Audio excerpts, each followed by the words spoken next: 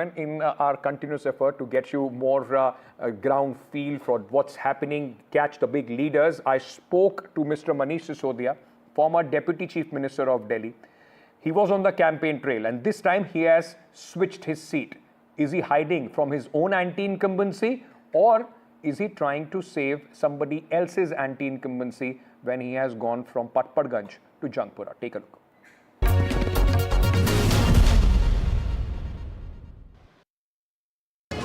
जी नमस्कार सर। नमस्कार जी, बहुत बहुत धन्यवाद। अब आपके पास टाइम नहीं है तो हमने सोचा कि आपको कैंपेन पे ही पकड़ लिया जाए। तो joining me now is Manish Sisodia. Needs no introduction if you are in Delhi.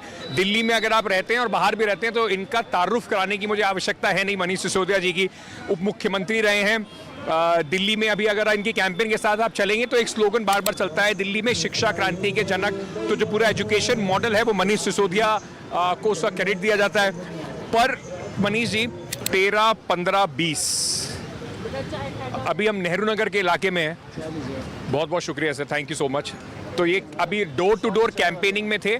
आज फ़ायदा ये हुआ है कि थोड़ा धूप है तो आसानी से डोर टू डोर कैंपेनिंग हो पा रही है। और मनीष जी को हमने बीच में पकड़ा तो हमने कहा थोड़ा चाय जब वो पियेंगे इतनी देर में हम बात भी कर लेंगे। ये चाय की दुकान ज़रा दिखा दीजिए आप इनको। यहाँ पर ये चाय की दुकान है, बिल्कुल नेहरू नगर अगर आप एंटर करते हैं तो वहीं पर ये सोनू टी स्टॉल है, वहीं पर हम इस वक्त बैठे हुए हैं। पर सर ये बताइए 13, 15, 20 क्या ये मनीष सिसोदिया और आम आदमी पार्टी का सबसे कठिन चुनाव है? हर चुनाव मुझे तो कठिन ही लगा है और हमने यही मान के लड़ा है कि चुनाव कठिन है, पूरी ताकत से लड़ना है, कहीं भी किसी भी गलतफहमी में नहीं रहना है कि नहीं चिंता मत करो।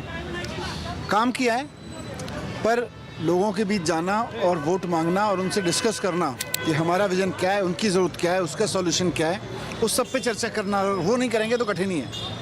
लेकिन a lot of people would say कि थोड़ा सा जब आप सत्ता में रहते हैं ना तो एक एडेड फैक्टर आपके खिलाफ काम करना शुरू करता है, वो होता है एंटी इनकम्बेंसी। भाई आप जब लोगों के लिए काम करेंगे तो कुछ लोगों को वो काम पसंद आएंगे, कुछ को नहीं आएंगे, कुछ को लगेगा सरकार हमारी बातें सुन रही है, कुछ को लगेगा नहीं सुन रही है।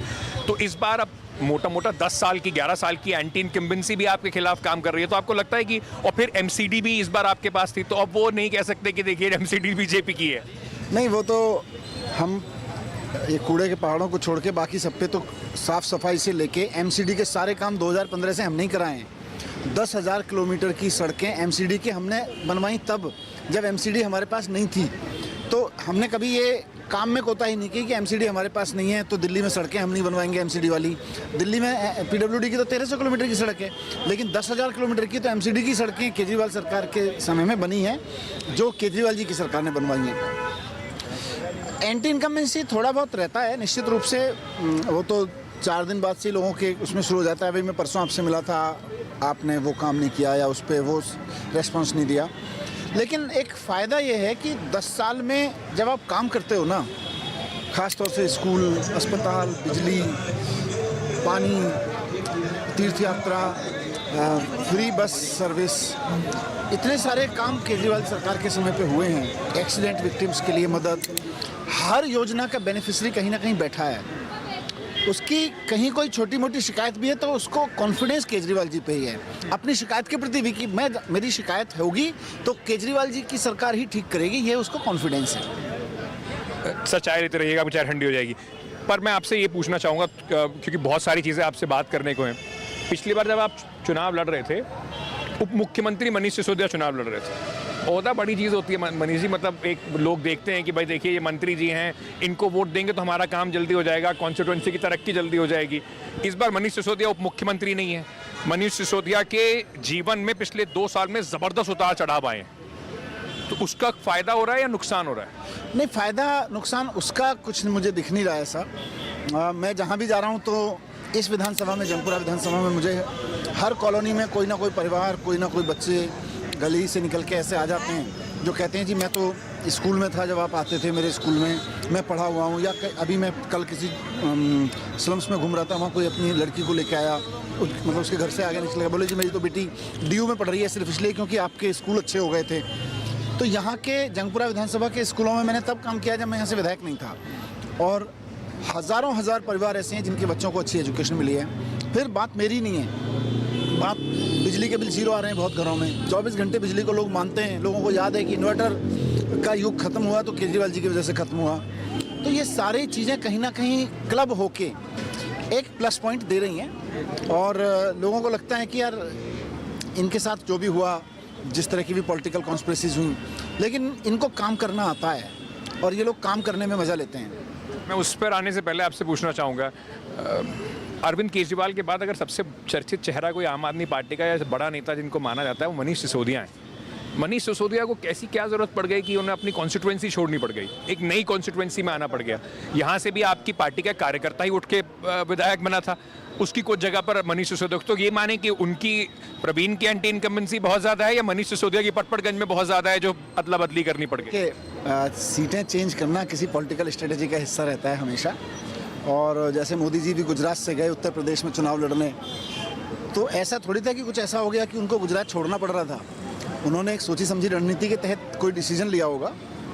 मेरे केस में भी जब अवध ओझा जी को हमने सोचा कि चुनाव लड़ें, और मैं तो चाहता हूं कि देश का हर एक एजुकेशनिस्ट आम आदमी पार्टी में आए और चुनाव लड़े और फिर पूरी पार्टी का प्लस माइनस सब कुछ एजुकेशन हो, तो उसके लिए हमें एजुकेशनिस्ट को दिल खोल के जगह देनी पड़ेगी।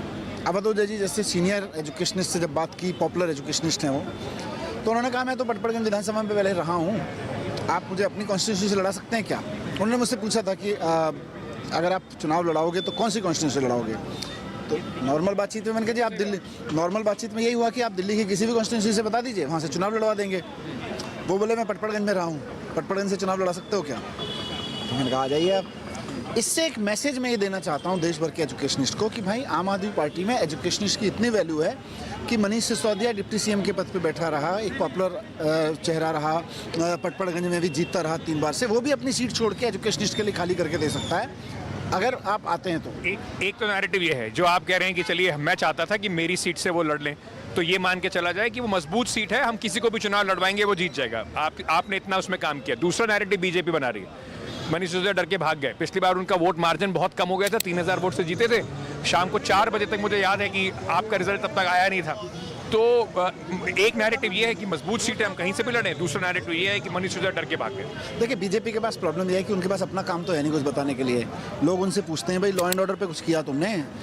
2015 से अगर केजरीवाल सरकार चला रहे हैं, स्कूल, अस्पताल, बिजली, पानी, इन सब पे काम कर रहे हैं, तो लॉ एंड ऑर्डर पे तो बीजेपी को काम करना था, क्यों नहीं काम हुआ? लोग उनसे पूछते हैं कि भाई आधी सरकार तो तुम्हारी थी, काम क्यों नहीं किया? तो उस पर तो कोई जवाब नहीं है। तो कभी केजरीवाल जी को कुछ बोलेंगे उल्टा सीधा, कभी मेरे बारे में कुछ उल्टा सीधा बोलेंगे। लेकिन जनता इस सारी चीज़ को अलग रूप से देखती है। जो हमें रिस्पॉन्स मिलता है कि भाई आप चिंता मत करो, बीजेपी वाले तो गाली गुफ्तार करते रहेंगे, आपने काम किया है, हम आपके काम को वोट देंगे, और आपने जो विज़न आगे का रखा है 2100 रुपये महिलाओं को देंगे, हमें भरोसा है आपके ऊपर ही। वो कुछ भी कहते रहें, हमें पता है कि केजरीवाल ने कहा है कि 2100 रुपये हर एक महिला को हर महीने मिलेंगे, हर पुजारी ग्रंथी को 18,000 रुपये हर महीने का सम्मान मिलेगा। तो केजरीवाल जी ने कहा है तो करके दिखा देंगे, ये लोगों को लगता है। मैं आपसे मनीष जी ये समझना चाहूँगा, क्योंकि आप जब अभी कैंपेन कर रहे थे तो मैं थोड़ा लोगों से बातचीत कर रहा था, तो लोगों ने कहा, कुछ लोगों का ऐसा भी कहना है कि भाई साहब चुनाव टक्कर का है, क्योंकि मारवा जी लोकल है तो मनीष सिसोदिया बाहरी हैं क्या? ये लोकल और ये सब कहीं ना कहीं एक नैरेटिव चलाने की कोशिश की जाती है, लेकिन लोगों को ये पता है कि दूसरी पार्टी आएगी तो बच्चों को गाली गलौज सिखाएगी, उनके दिमाग में जहर भरेगी। आम आदमी पार्टी आएगी तो उनके बच्चों को एजुकेशन देगी। तो इसमें कोई बाहरी नहीं बसता, घर का तो मैं ही हूँ फिर, जो उनके घर के काम आएगा। दूसरी पार्टी आएगी तो ज़मीनों पर कब्जा करेगी, हमारी पार्टी आएगी, आम आदमी पार्टी आएगी तो जीने में मदद करेगी, बिजली 24 घंटे आएगी, बिजली के बिल ज़ीरो आएंगे, 2100 रुपये आएंगे हर महिला को। ये सब चीज़ें लोगों को पता है। तो जीने में मदद करना, घर के जीने में मदद करना, तो लोग कहते हैं भाई ये तो हमारा भाई है, ये तो बेटा हो तो ऐसा केजरीवाल जैसा, भाई हो तो ऐसा केजरीवाल जैसा। वैसे में ये भारी भारी करते रहेंगे और लोग मुझे अपने घर में बिठा लेंगे। थोड़ा सा मैं ये भी समझना चाह रहा था आपसे, आप उप मुख्यमंत्री थे, आपके ऊपर आरोप लगे, आपको उस समय क्योंकि एक्साइज डिपार्टमेंट आपके पास था, जेल जाना पड़ा आपको, लंबा समय आपको जेल के अंदर रहना पड़ा। सबसे पहले एक जर्नलिस्ट से एक्टिविस्ट नेता सोचा था कि तिहाड़ जेल के भी स्वाद चखना पड़ेगा? ये जब आंदोलन करना शुरू किया था तो बहुत बार पुलिस उठा के ले गई थी, थाने में ले गई थी। जब अन्ना आंदोलन शुरू हुआ तो उस वक्त भी उठा के तिहाड़ भेज दिया था। तो जब आप लड़ने चलते हो तो आपको ये सब सोचना नहीं चाहिए कि क्या क्या झेलना पड़ेगा, सब कुछ झेलना पड़ेगा। खुद को कभी लगा अकेले जेल में बैठे हुए आदमी सोचता है, ये बहुत बातें सोचता है कि कहाँ फंस गए यार, बीवी की तबीयत खराब है, अकेले ही वो वहाँ पर है, मैं यहाँ बैठा हुआ हूँ, कहाँ फंस गए?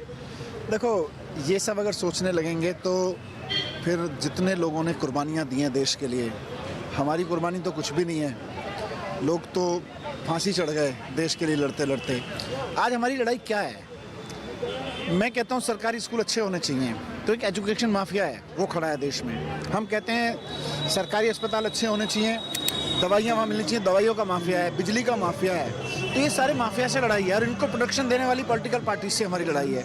तो वो सिस्टम रिटेलिएट करेगा। तो हमारी लड़ाई तो बहुत छोटी सी है। जो लोग अंग्रेज़ों के खिलाफ लड़ रहे थे, अंग्रेज़ों के बाद भी कास्ट सिस्टम के खिलाफ जो लोग लड़े हैं बाबा साहब से लेके, उन्होंने छोटी कुर्बानियाँ दी हैं। हम तो एजुकेशन के लिए ही लड़ रहे हैं, हम तो बिजली पानी के लिए लड़ रहे हैं।